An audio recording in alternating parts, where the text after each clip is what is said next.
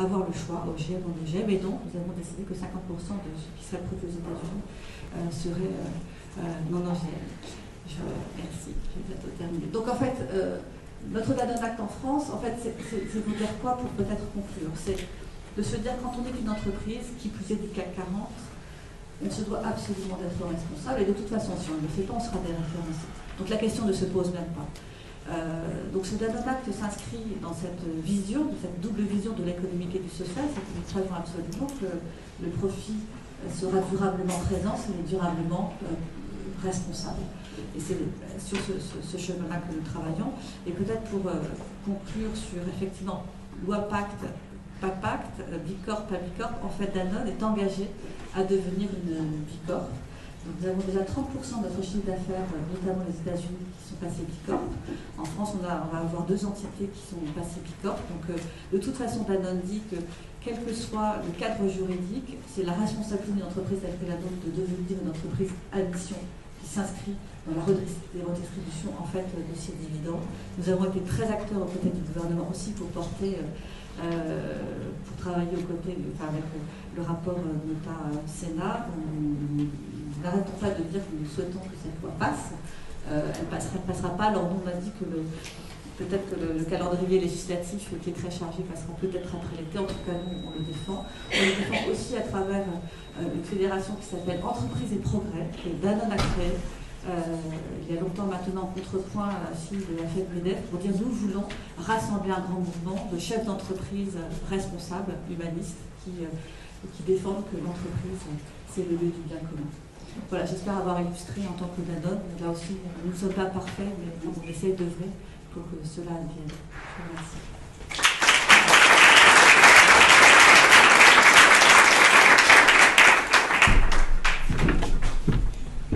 Merci. Je vous ai brièvement présenté Liberté du Lignal au tout début du Meetup. Vous l'avez compris, on est une entreprise à mission qui aide d'autres entreprises à mission à s'épanouir. Et dans la petite démonstration ce matin des différentes possibilités de déployer ça concrètement, donc on souhaitait que Paul Duhan puisse présenter sa vision, son projet, car lui aussi, avec un statut et une démarche différente, il est allé sur ce terrain. Et il illustre aussi cette forme de porosité à laquelle on assiste en ce moment entre les univers de l'intérêt général et du privé, du public et du privé. Voilà, donc Paul, à toi la parole pour présenter Based Impact. Merci.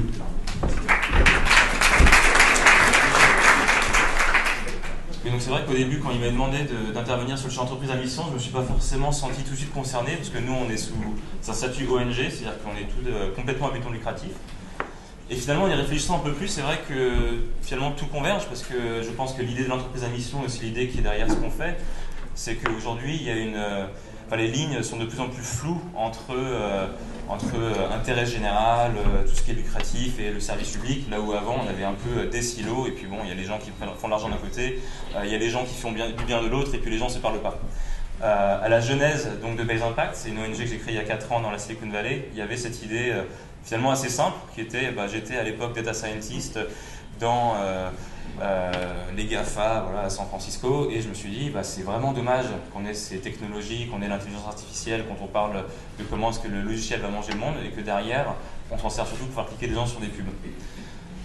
Et donc partant de ce constat, on s'est dit, donc c'était moi et puis quelques potes, j'ai convaincu de quitter, j'ai convaincu de démissionner, on s'est dit peut-être que si on appliquait les mêmes technologies mais qu'on les appliquait à des domaines d'intérêt général, est-ce qu'on ne pourrait pas faire de l'impact à grande échelle justement sur les sociétés qui sont sur les sujets qui sont délaissés par le milieu privé, parce que le milieu privé dans le domaine des startups, parce que pas assez lucratif, parce que c'est pas forcément là qu'on pourra avoir des gros retours qui vont justifier les investissements en venture.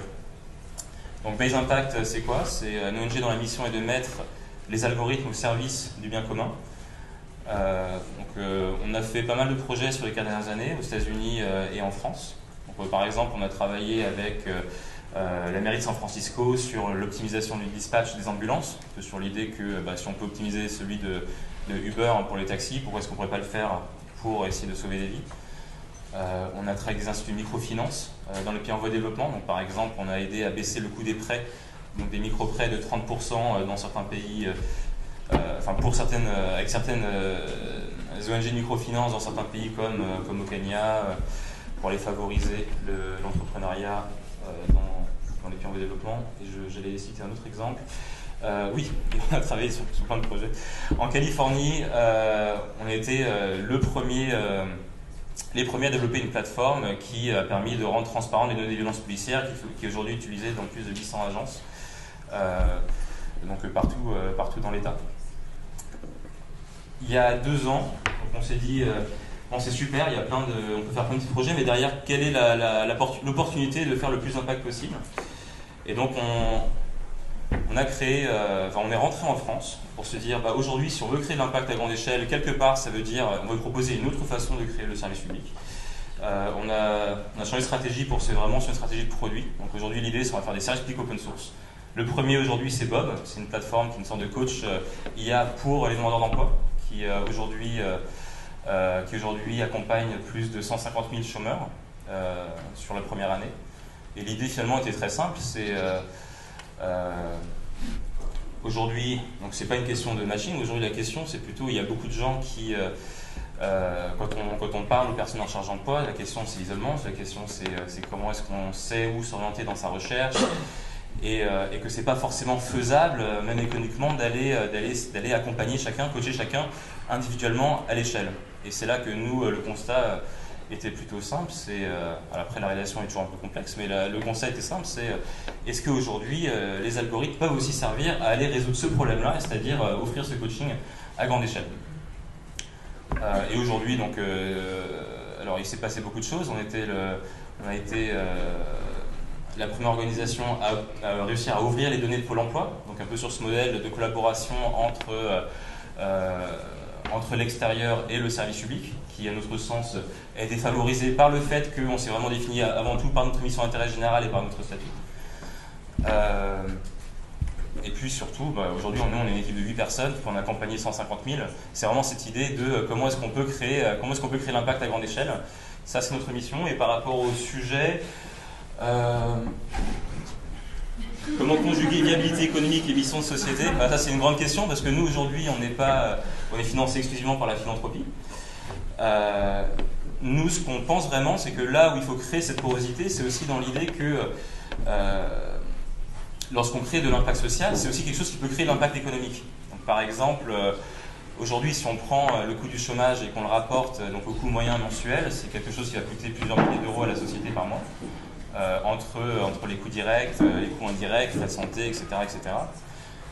Et donc tout ce qu'on dit, c'est finalement assez simple. C'est si on a pour une personne donnée, donc la durée moyenne du chômage étant de 12 mois, si on arrive à la rétrécir et faire en sorte que parce que quelqu'un est plus accompagné, parce que quelqu'un est bien coaché, parce que on a réussi à créer un petit déclic, donc c'est pas forcément qu'on va résoudre le problème, mais si on arrive à faire ce petit impact qui fait que la personne va réussir à trouver peut-être en 11 mois au lieu de 12, en fait ce mois-là, il peut créer une valeur économique de plusieurs milliers d'euros. Simplement, aujourd'hui, la question, c'est comment est-ce qu'on internalise ces externalités positives qu'on crée sur la société. Et aujourd'hui, il n'y a pas vraiment de modèle économique mature à ce sujet. Il y a pas mal de choses qui commencent à émerger, qui sont assez embryonnaires. Par exemple, les contrats impact sociaux, l'idée qu'on va faire du financement relatif à l'impact social, mais ça reste à développer. Donc dans tout ça, nous, si on a un souhait, c'est justement comment est-ce qu'on fait en sorte que le bien commun ne soit pas juste considéré comme une externalité positive ou négative d'ailleurs par rapport au modèle économique, mais qu'on arrive à l'intégrer à la fois dans le domaine des entreprises à mission, donc comment est-ce qu'on fait en sorte que les entreprises à but lucratif puissent aussi internaliser cette dimension d'intérêt général, et puis nous, inversement, de l'autre côté du spectre, mais qui converge en tant qu'ONG, comment est-ce qu'on peut aussi internaliser l'impact économique qu'on crée à travers notre mission d'intérêt général. Bon. J'ai essayé d'improviser un petit lien avec le thème.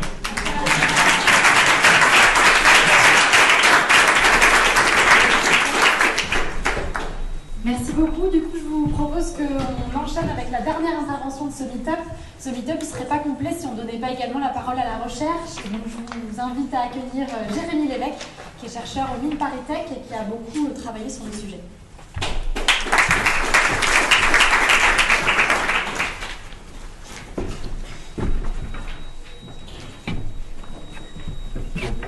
Bonjour à tous, je m'appelle donc Jean-Éric, je vais avoir prendre ma tête. J'ai la lourde charge de conclure, je dois après 4 belles interventions, mais j'ai quand même l'avantage de l'attaquer par un angle différent, donc je vais tenter quand même de me démarquer, en notamment essayant de vous présenter ce qui représente ces quelques mois de travaux de recherche dans lesquels je me suis engagé donc, au sein d'une thèse aux Mines de Paris, et donc sous la direction de Blanche Sagrestin et Kevin Levillain, qui ont déjà été cités dans la première intervention de Alissa Pelatel. Il n'y a pas de souci, j'ai le temps, je ne sais pas si vous faites le cas de tout le monde.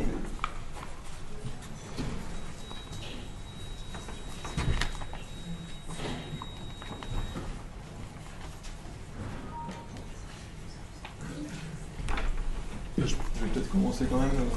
Ouais. Je vais juste passer quelques éléments de contexte. Donc, pour ma part, je suis ingénieur de formation dans une école généraliste française, une formation que j'ai complétée par un master de management de l'innovation à l'école polytechnique avant en fait d'engager ce processus de thèse dans lequel je suis depuis l'année dernière, donc au sein de l'école des Mines de Paris, dans une chaire qui s'intéresse, dont le programme de recherche s'intéresse notamment à articuler ou élaborer une théorie de l'entreprise qui soit cohérente avec des dimensions de création collective, et donc notamment dans le but de chercher à proposer des stratégies d'investissement, des modèles de solidarité ou bien des cadres juridiques qui soient en ligne ou en tout cas cohérents avec les enjeux contemporains d'innovation qui ont été cités plusieurs fois tout à l'heure, de responsabilité sociale et d'environnement. C'est notamment dans ce cadre que, je vais plutôt parler dans le micro, c'est notamment dans ce cadre que l'entreprise à mission, en tout cas que le modèle d'entreprise à mission a été, le débat théorique a pu être initié en tout cas en France au sein de cette école, et donc notamment ces deux ouvrages que vous avez affichés là, mais qui ne sont pas une littérature exhaustive, mais peut-être que, en tout cas, initier un débat théorique autour de l'objet qui nous rassemble aujourd'hui, l'entreprise à mission, donc pour lesquels je vais rappeler les 3 caractéristiques, puisqu'ils ont été initiés au départ, et puis après il y a eu un certain nombre d'interventions, donc peut-être pour conclure, c'est bien de les remettre en avant. Et donc l'entreprise à mission possède donc 3 composantes fondamentales, 3 à 4 en fonction de la manière dont on les regroupe, mais en tout cas la définition d'une mission, d'un purpose, d'un objet social étendu, une raison d'être en fonction des rapports. La dénomination change, mais disons que l'esprit reste le même, c'est donc une mission d'ordre social, environnemental, humain, scientifique, en tout cas non réductible au profit, mais également non exclusive du profit. Donc ça inclut le fait qu'on est dans le cadre d'une société commerciale. Enfin, une notion d'engagement vis-à-vis des actionnaires, mais également toutes les parties prenantes qui sont engagées, en tout cas constitutives, on pourrait dire, de la société ou de l'entreprise dans laquelle ça s'articule. Cet engagement se matérialise par une inscription dans les statuts juridiques, et donc qui rendent la mission de ce fait opposable aux tiers, en tout cas devant toutes les parties qui souhaiteraient s'y opposer. Et enfin, une dernière notion, qui est peut-être la plus importante, c'est celle du contrôle ou de l'évaluation. Et donc, qui suppose que cette mission, qui suppose une notion d'engagement, doit faire l'objet d'un contrôle spécifique, ou en tout cas un contrôle exercé par un organe dédié, dans le but de rendre compte de la manière dont la stratégie d'entreprise s'articule au regard de cette mission, de sorte à pouvoir avancer dans la voie de la mission d'une année sur l'autre. Et donc, avant de passer à mon sujet très spécifique, c'est juste une légère slide pour vous dire qu'il nous semble que ce modèle, et il me semble que les témoignages qui ont été mis en avant jusqu'alors possèdent un certain nombre de bonnes propriétés et restaurent ce qu'on pourrait appeler une sorte un embryon de contrat d'entreprise entre eux, disons, qui permettent de séparer de la société commerciale.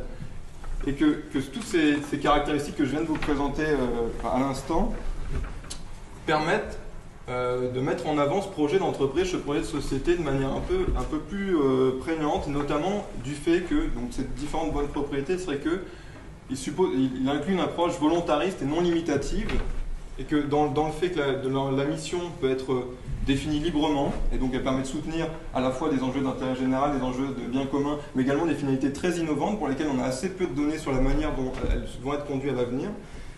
Elle inclut un faible risque juridique, cette opposabilité. Je pense qu'on ne contredira pas si je dis que le modèle américain depuis 10 ans montre qu'il y a assez peu de recours aux tribunaux, aux juges pour opposer la mission. Elle inclut à l'inverse une protection assez forte pour le dirigeant dans la manière dont il va conduire son action dans le but de répondre à la mission. et donc propose également une opposabilité où l'avocat avec lequel on travaille, qui s'appelle Errol Cohen, parlait de double opposabilité à l'égard à la fois des dirigeants par rapport à la conduite de cette mission, mais à l'égard également des actionnaires par rapport à une rétribution du profit qui ne serait pas en ligne avec la poursuite de cette mission. Et donc tout ça pour vous dire que, et je pense que la résonance de ce rapport, Nota Senar, en atteste, et tout comme votre présence très nombreuse dans cette salle ce matin, en tout cas pour moi, c'est que l'entreprise à mission porte un enjeu social et politique assez fort. Mais une fois qu'on a parlé de ce cadre juridique, la question se pose de ce qu'on pourrait appeler l'ingénierie qui est associée à cette mission. Une fois que je me suis doté d'une mission, on travaille avec un certain nombre d'entreprises dans ce cadre qui ont procédé à des expérimentations. Une fois que j'ai formulé ma mission, comme par exemple celle de Nutri7, apporter des solutions efficaces aux problèmes de malnutrition, notamment pour la malnutrition des enfants dans les pays en voie de développement. De quoi je dois rendre compte ? Quelle est la manière dont je dois m'organiser pour pouvoir justifier que j'ai bien poursuivi cette mission entre un moment A et un moment 2 au cours de cette année? Quels sont les organes à mettre en place? Quels sont les modes de reporting, etc. Tout ce qu'on peut qualifier d'ingénierie de la mission qui porte, comme je vous disais, des enjeux pratiques, puisqu'il y a un certain nombre d'entreprises, elles sont de plus en plus nombreuses à se questionner sur la question, sur la manière de rendre compte, d'évaluer ou de mesurer cet impact, cette mission.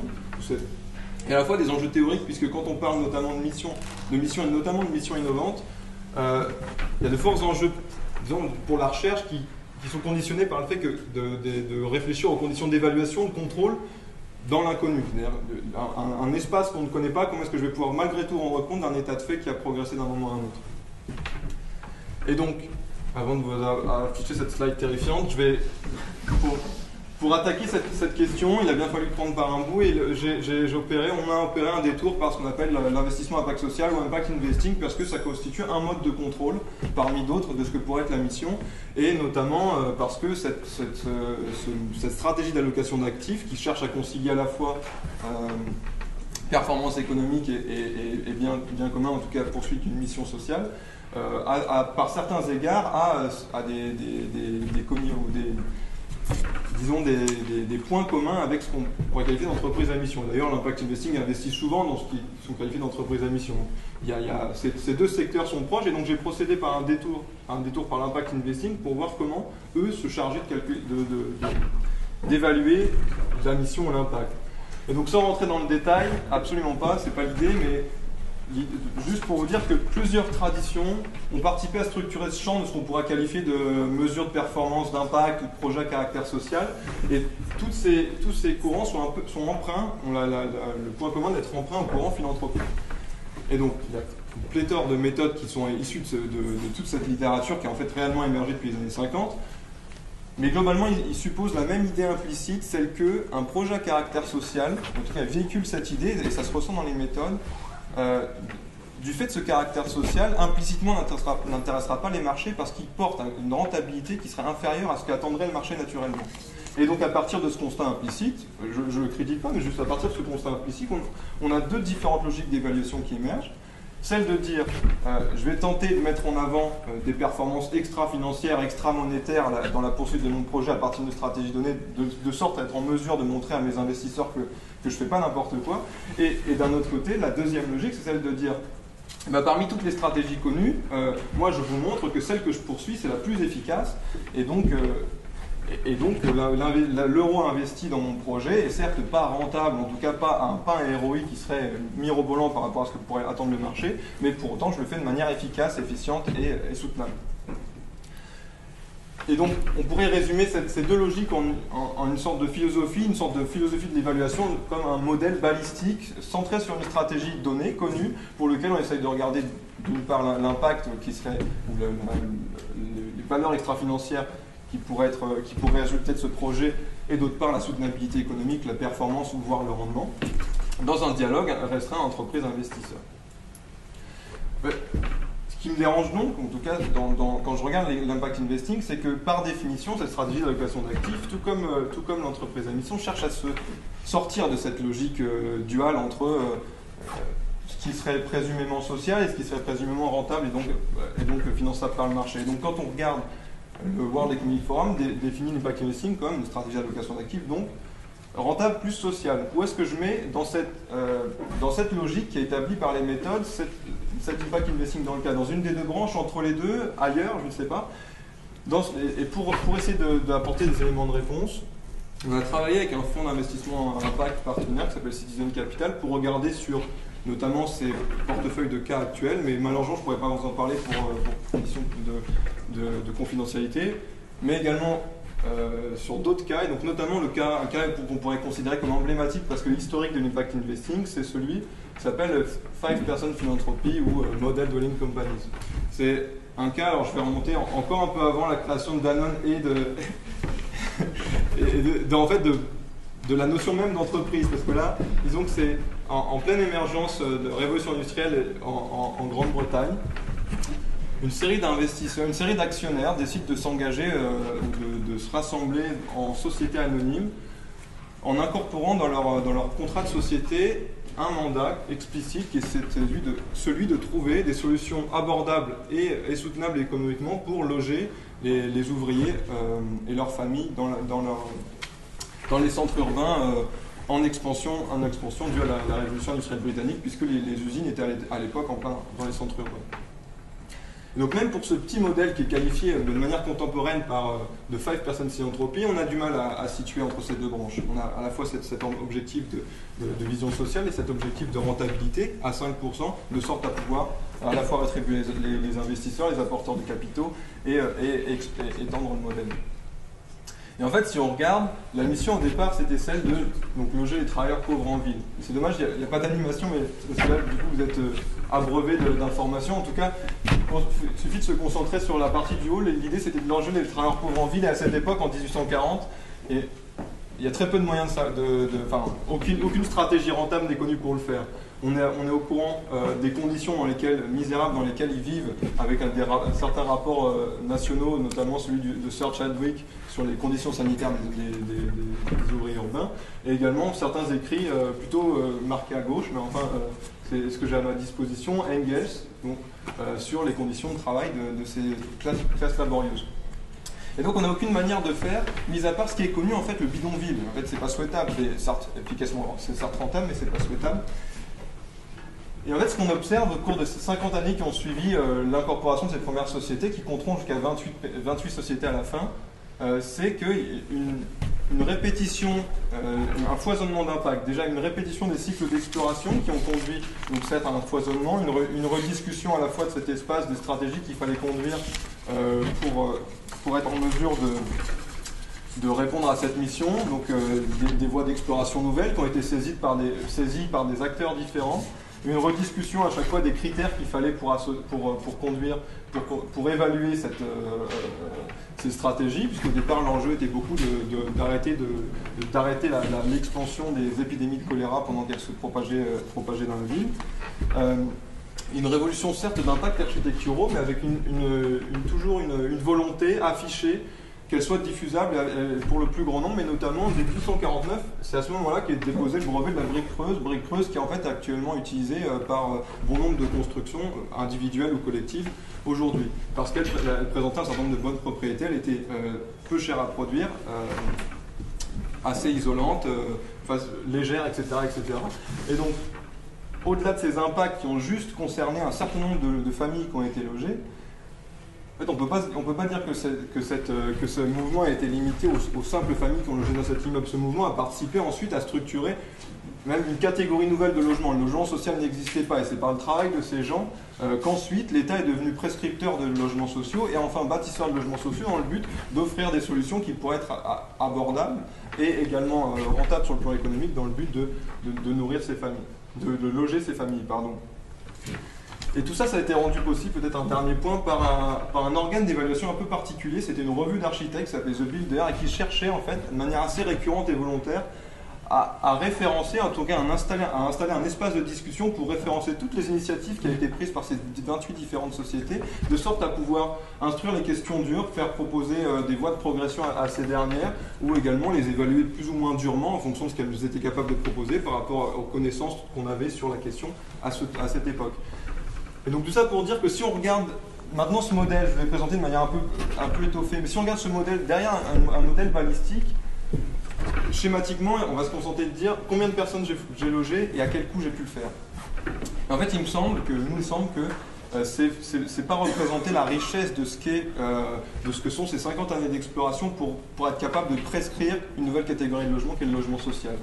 Donc il nous semble qu'en fait, il y a un vrai enjeu définitionnel derrière tout ça, c'est que cette dichotomie rentable-non rentable ne tient plus lorsque la mission qu'on poursuit comporte cette part d'inconnu. Et du coup, la question n'est plus de savoir si je suis rentable ou si je fais du social, comme compris, a priori finançable par le marché. La question est de savoir, est-ce que je possède la stratégie ou est-ce que je suis capable de mettre en œuvre des moyens ou des dispositifs qui me permettront de trouver une stratégie peut-être non encore connue, qu'on va trouver dans un espace qu'on appelle Not Yet Design, pour me permettre de répondre à cet enjeu, cette mission, laquelle j'ai aucune idée de comment faire actuellement.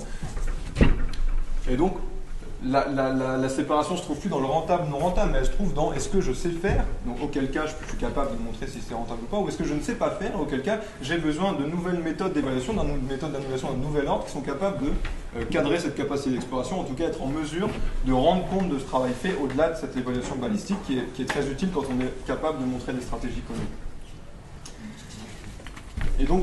Et donc pour conclure, je dirais que ce travail de modélisation a permis de montrer, dans un premier temps, que dans le cas de l'impact investing, en tout cas parce que les conclusions sont similaires dans le cas de cas plus contemporains, donc, que je n'ai malheureusement pas pu vous présenter, mais elles sont similaires, on montre qu'on met une évidence, en tout cas dans le cas d'une mission inconnue, la capacité à générer un espace d'exploration qui est cadré par la mission. Et donc cet espace d'exploration, à partir de là, il devient essentiel de trouver des formes d'évaluation adaptées qui permettent d'en rendre compte. Et donc, c'est pas pour faire une critique de l'impact investing ou de l'économie sociale et solidaire, bien au contraire, mais c'est juste de montrer que les cadres théoriques dans ce champ-là ne permettent pas de rendre compte de manière de l'importance de ce qu'il y a de formuler des nouveaux futurs ou des inconnus désirables qui permettaient de surmonter ce premier obstacle. Et donc pour conclure, je dirais que l'idée maintenant c'est de passer de ce qui est l'impact investing que je vous ai présenté ici à l'entreprise à mission, pour lequel on peut supposer que les enjeux sont les mêmes et pourraient être décuplés dans la mesure où c'est le cadre d'une société commerciale unique et qui joue sa vie sur cette mission. Et donc les prochains travaux consisteront d'une part à aller regarder à la fois sur le paysage français mais également le paysage américain, pour pouvoir suivre des cas plus contemporains et notamment des expériences de gouvernance ou d'évaluation qui pourraient nous inspirer dans le cadre de la recherche, et également de sortir ce tas de théorique en passant par une initiative qu'on a participé à monter avec un certain nombre de dirigeants, et notamment ceux de la CAMI, de Nutri7 et j'en passe, et un certain nombre de Benefit Corporation et d'entreprises labellisées B Corp, qui s'appelle la communauté des entreprises à mission, qui permettrait en fait de créer un peu un cadre similaire à ce que je vous ai présenté dans le builder, une sorte de place pour l'instruction des points durs, une place à l'expérimentation et dans laquelle on pourrait représenter une variété de pratiques ou ce qu'on pourrait qualifier d'écologie de l'entreprise à mission, dans le but de pouvoir à la fois progresser dans les points durs que je vous ai présentés rapidement et être en mesure de proposer des méthodes, des caractéristiques ou en tout cas des bonnes pratiques de gouvernance associées à ce cadre particulier qu'est l'entreprise à mission. Et je vous remercie de votre attention.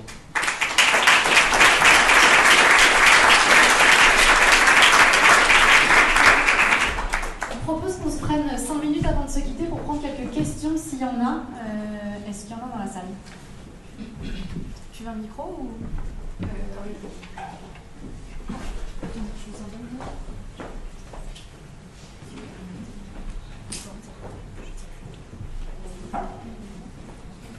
Alors, il y avait quelques questions. Il y avait une question sur Facebook, il y avait une question de ma voisine juste ici. Il y avait plusieurs questions de ma voisine juste ici. Alors, je vais passer à Nico. J'avais une question à la fois pour Alissa Pélatin, s'il est encore ici. Je ne sais pas si elle a dû partir. Ah, très bien. Je voulais vous demander, sur la slide où vous parliez de différentes caractéristiques, vous parliez d'améliorer la protection du dirigeant. Je n'ai pas très bien compris ce que vous entendiez par plus protéger les dirigeants, en quoi ils sont vulnérables quand ils sont dans une entreprise à mission, puisque Pour les axes de réflexion à la fin, c'est ça? Oui, parce que j'ai pas eu le temps de Donc en deux mots, en fait, la vraie question, comme je disais, il y a deux tendances dans le chapeau d'entreprise à mission. Dans un, c'est plutôt le schéma de ce qu'on vient de présenter par l'école Paris Tech. C'est-à-dire, est-ce que les dirigeants, en cas de non-respect de la mission, est-ce que les actionnaires ou même les parties prenantes peuvent attaquer les dirigeants parce qu'ils n'ont pas respecté leur mission? Donc ça, c'est la grosse question. Et pour moi, en tout cas, je trouve que c'est trop contraignant parce que ça veut dire que peu importe la personne, les tiers, les associations environnementales peuvent attaquer le dirigeant parce que, soi-disant, ne respecte pas la mission qui n'est pas vraiment définie. Par exemple, de réduire la malnutrition. Comment on peut vraiment qualifier ça? Est-ce qu'on a obtenu? Est-ce qu'on peut atteindre ces objectifs ou pas? Et comment on évalue ça?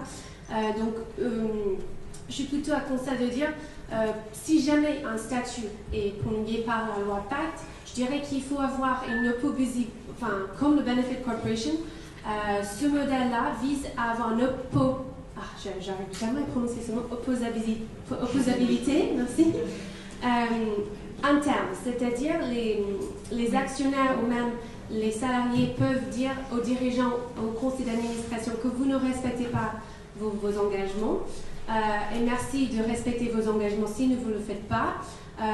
Il n'y a pas de conséquences derrière, c'est-à-dire vous allez simplement perdre le statut d'entreprise à mission ou le label corps. Je trouve qu'on ne va pas rentrer dans le système américain, je suis désolée, je suis américaine, mais parfois, où on va toujours pouvoir attaquer en justice chaque fois les dirigeants. Donc il faut protéger les dirigeants aussi dans ce nouveau façon de protéger aussi la mission.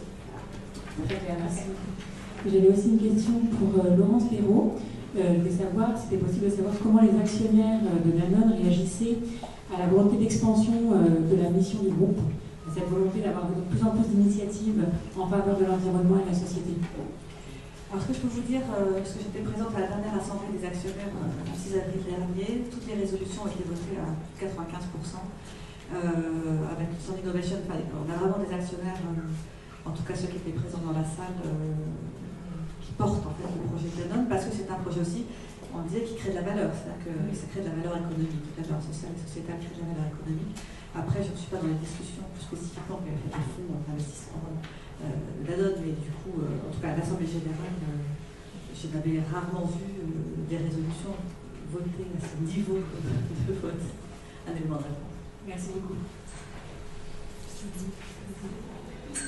Alors après, je ne sais pas si on a encore une question ici, du public.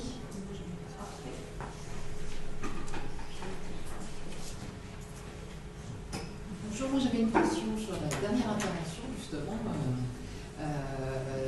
sur les dimensions évaluées dans le progrès et sur l'exemple qui était donné sur le ranking anglais.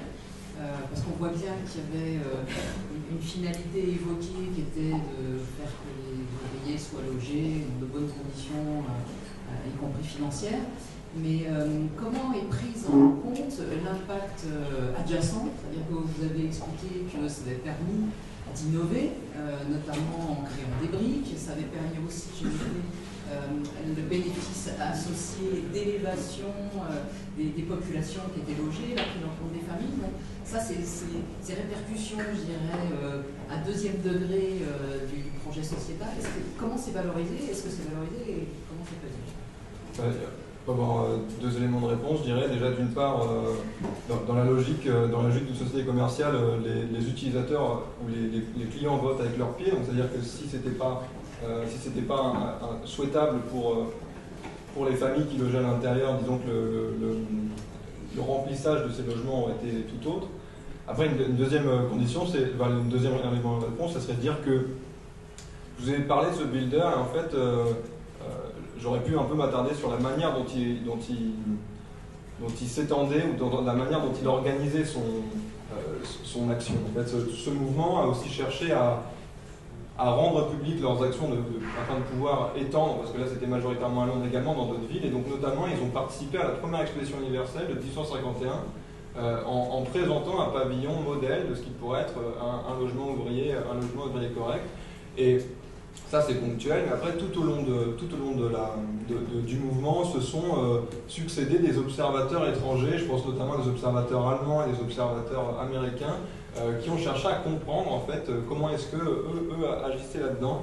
Et donc donc ce modèle de diffusion peut-être n'est pas tangible et pas disons quantifiable en l'état. Pour autant, on retrouve des traces de ce qui a été produit à la fois en Grande-Bretagne mais également dans d'autres pays qui ont vécu une révolution industrielle un peu plus tardive, et encore après pour la France c'est le cas également. Et peut-être un dernier point qui atteste du succès, c'est que finalement à la fin de ces explorations, on pourrait parler d'échec puisque le mouvement s'éteint et progressivement laisse la place à l'État. En fait on peut le lire aussi autrement en expliquant que une fois qu'une voie soutenable ou en tout cas convenable a été trouvée par ces acteurs, en fait, là, l'État a pu se saisir de ces enjeux et proposer une véritable politique publique de logement. Ce qui aurait éventuellement pas pu être capable en l'État. L'État n'a pas de bureau de R&D qui lui permette d'emmener ces explorations, en tout cas historiquement. Et donc, on pourrait dire un peu de cette manière qu'on peut quantifier le résultat de ce modèle dans le fait qu'une grande partie des prescriptions qui ont été développées, en tout cas dans chacune des voies, ont servi ensuite à constituer les premiers rapports qui ont lancé les bases d'une politique publique de logement. Et ensuite, en fait, on a des répercussions même aujourd'hui si on met en regard la forme des logements qui avaient été proposés et les logements sociaux actuels, qui sont relativement proches.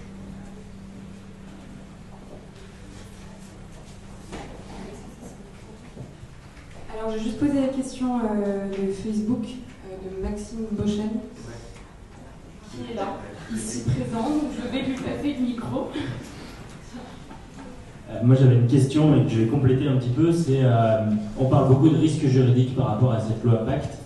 Concrètement, c'est quoi le risque qu'encourent les entreprises? Dans quel cas elles encourent ce risque-là? Et est-ce qu'on peut faire un parallèle un petit peu avec les lois qui sont arrivées il y a quelques années sur la corruption? Du coup, il y avait un gros risque au début sur les entreprises, notamment américaines, puisque c'est les premières lois qui sont arrivées là-dessus. Et finalement, on en voit les bénéfices pas mal d'années après, parce que ces premières lois ont été pionnières, mais elles ont emmené beaucoup de gens dans cette direction-là. Merci. Pour les risques juridiques, tout va dépendre de la loi. Donc, on n'a pas encore les caractéristiques de la loi. Je dirais un des risques qu'on peut rencontrer, c'est justement l'opposabilité, j'allais le dire, justement au non-respect de la mission. Et est-ce qu'on va pouvoir attirer des investisseurs qui justement ils veulent s'assurer qu'il y a moins de risques juridiques, et si on voit que dans une entreprise à mission, tout le monde peut attaquer l'entreprise en cas de non-respect de la mission, est-ce qu'un investisseur, même impact investor, va vouloir investir dans cette entreprise? Je ne crois pas. Donc ça, c'est le premier risque. Deuxième risque, c'est justement l'évaluation de l'impact. Encore une fois, il ne faut pas confondre mission et impact. Parce que parfois, on peut dire quelle est la mission de la société. Toutes les entreprises, si vous regardez, toutes les entreprises ont une mission statement, mission, vision, values. Tout le monde, donc Facebook, Monsanto, tout le monde a une mission. Donc ça, c'est l'ancien modèle. Le nouveau modèle, c'est une mission sociale, sociétale. C'est une chose, c'est une vision, c'est un objectif à atteindre. Réduire la malnutrition, par exemple, c'est un bon exemple. Mais c'est une chose, mais comment on peut faire ensuite pour gérer la société, c'est autre chose. Il ne faut pas confondre les deux. Donc ça, c'est juste aussi un risque, parce que si on veut simplement dire qu'on a une mission et puis on va évaluer qu'on a obtenu, on a atteint cette mission sans prendre en compte nos impacts négatifs sur l'environnement, sur nos salariés, sur nos parties prenantes, là encore il y a un vrai risque, je trouve. Et le troisième risque, je dirais, c'est par rapport à la modification des statuts. Parce que je travaille avec pas mal des entreprises justement qui veulent devenir une entreprise à mission, et pour eux, changer ou modifier les statuts juridiques, c'est pas possible. C'est juste trop risqué, parce que les statuts, c'est un contrat entre les associés et entre associés, et en plus de ça, c'est publié. Donc, je pense que là aussi, il y a un risque. Est-ce qu'on va obliger les entreprises à modifier leur statut?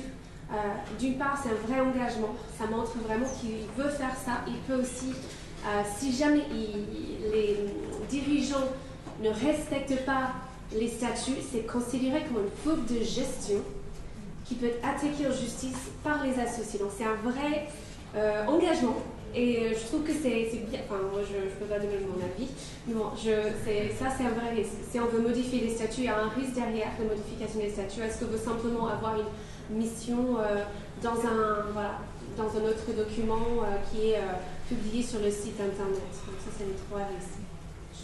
Est-ce que je peux ajouter un élément? Oui. Alors, très rapidement. En perspective, je ne suis pas du tout un expert juridique, mais pour autant, quand on regarde les 10 années d'expérience aux États-Unis, qui sont réputées pour être une société bien plus judiciarisée que la nôtre, il y a assez peu de cet argument un peu classique du MEDEF qui consiste à dire on va ouvrir la boîte de Pandore en bougeant les statuts.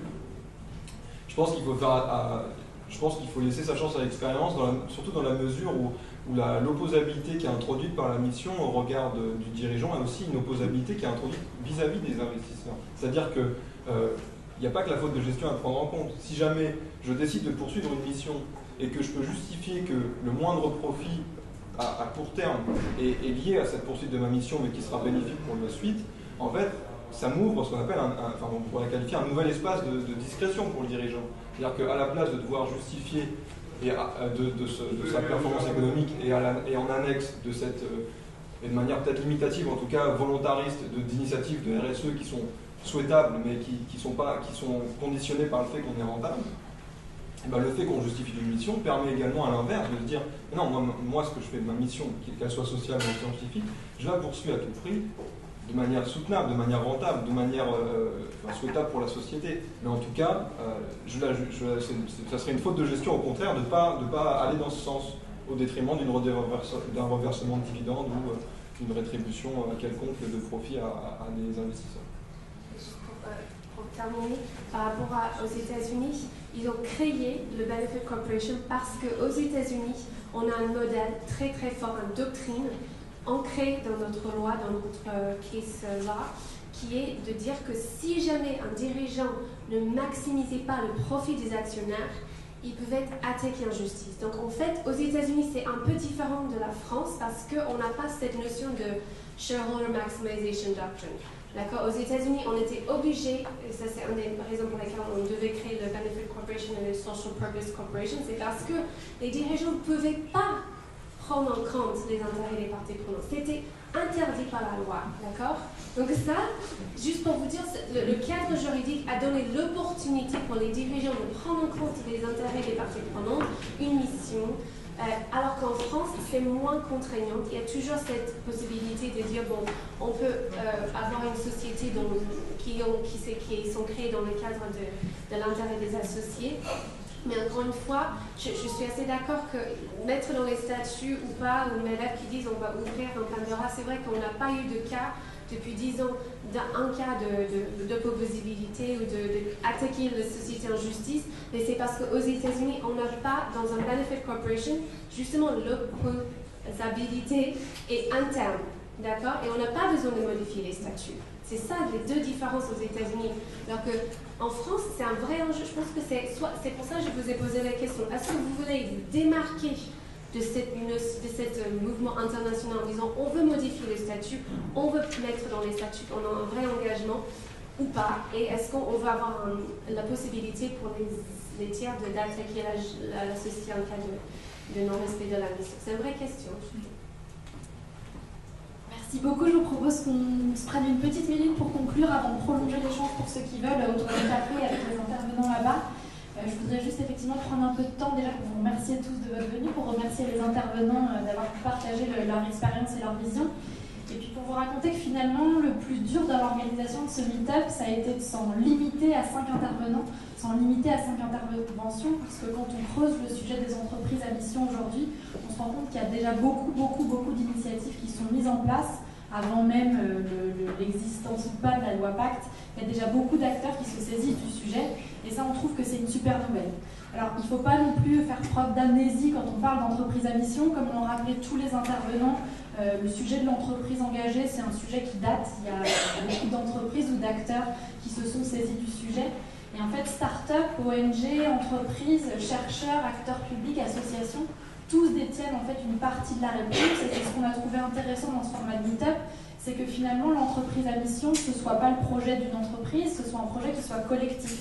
un projet qui soit partagé, et c'est ce qui a été raconté ce matin et que je trouve assez encourageant. C'est le projet d'une entreprise et de ses salariés, d'une entreprise et ses usagers, d'une entreprise et l'État, et d'une entreprise et son écosystème. C'est ce que j'ai raconté les différents intervenants ce matin.